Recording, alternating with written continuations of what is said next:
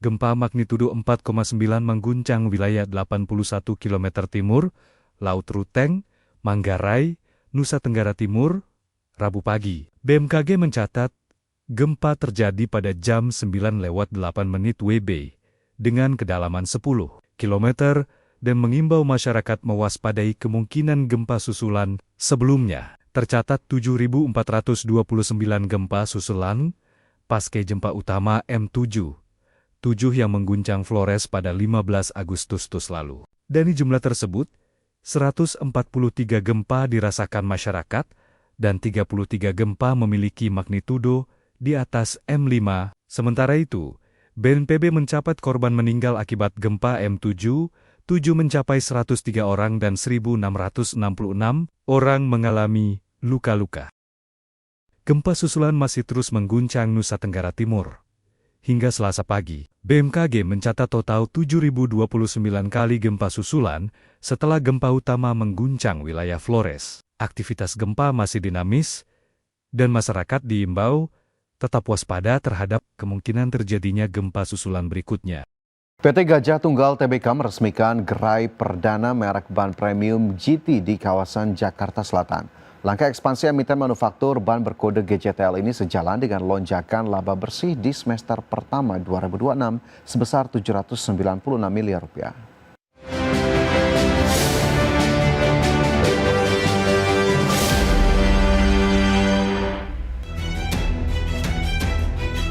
PT Gajah Tunggal Tbk merambah segmen retail ban premium dengan meresmikan GT Flagship Store di kawasan Jakarta Selatan.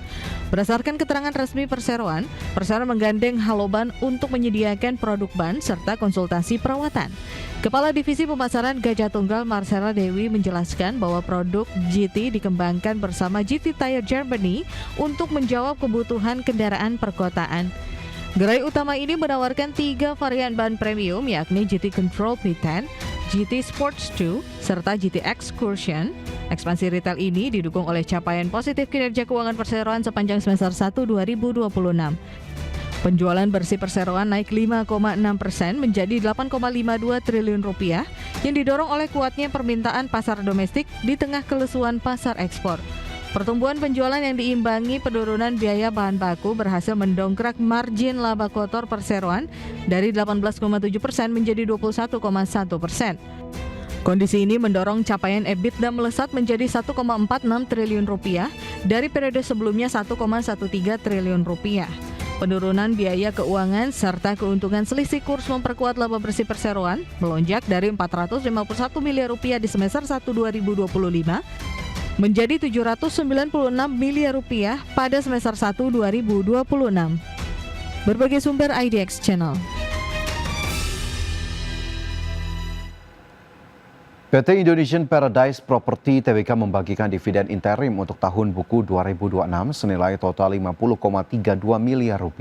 Aksi korporasi emiten pengembang properti ini didukung oleh capaian laba bersih semester pertama sebesar Rp141,98 miliar. PT Indonesian Paradise Property Tbk kembali menunjukkan komitmen memberikan nilai tambah kepada pemegang saham. Berdasarkan keterangan resmi Perseroan, emiten properti berkode saham INPP ini mengalokasikan dividen interim sebesar Rp50,32 miliar. Pembagian dividen ini setara dengan Rp4,5 per saham yang ditopang oleh perolehan laba bersih semester 1 2026 sebesar Rp141,98 miliar. Wakil Presiden Direktur dan CFO Paradise Indonesia, Surina menjelaskan bahwa kinerja solid Perseroan ditopang oleh diversifikasi portofolio serta efisiensi operasional. Pada periode ini, Perseroan mengantongi porsi recurring income atau pendapatan berulang sebesar 71% menjadi salah satu yang tertinggi di industri properti.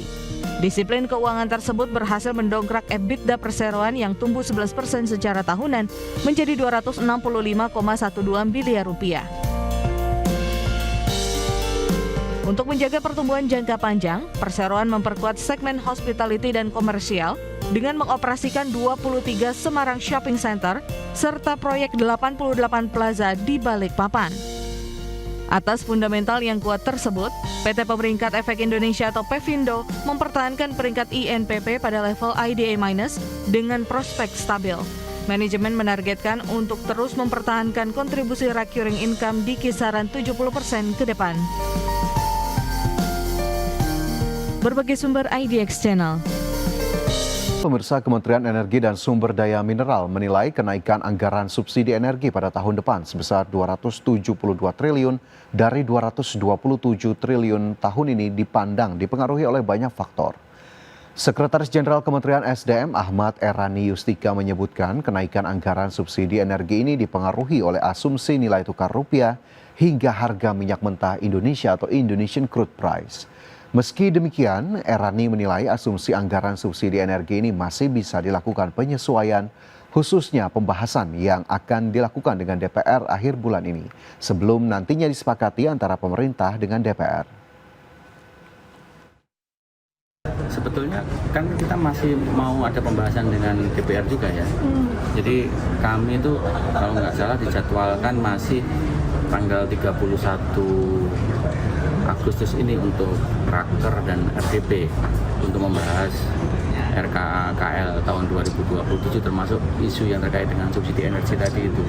Jadi nanti kalau sudah betul-betul diketok pada bulan September atau Oktober kita bisa ini ya.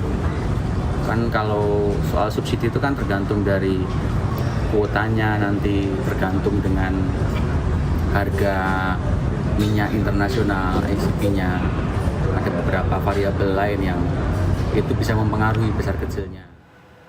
Pemerintah merencanakan alokasi anggaran subsidi energi sebesar 272 triliun rupiah dalam rancangan anggaran pendapatan dan belanja negara 2027. Nilai tersebut mengalami peningkatan sebesar 20,1% dibandingkan tahun 2026.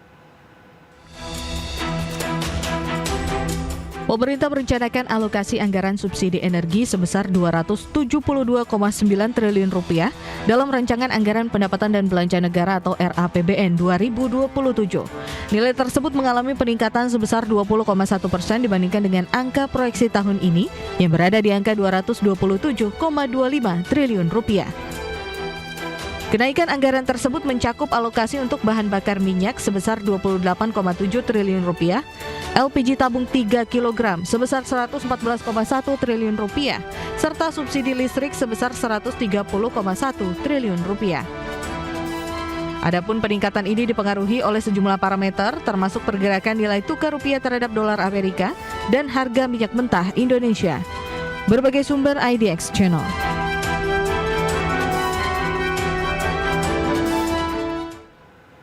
Kita ke informasi selanjutnya, pemirsa. Pemerintah menargetkan merenovasi 400.000 rumah tak layak huni pada tahun 2026. Angka tersebut meningkat signifikan dibandingkan tahun 2025 yang hanya 45.000 unit.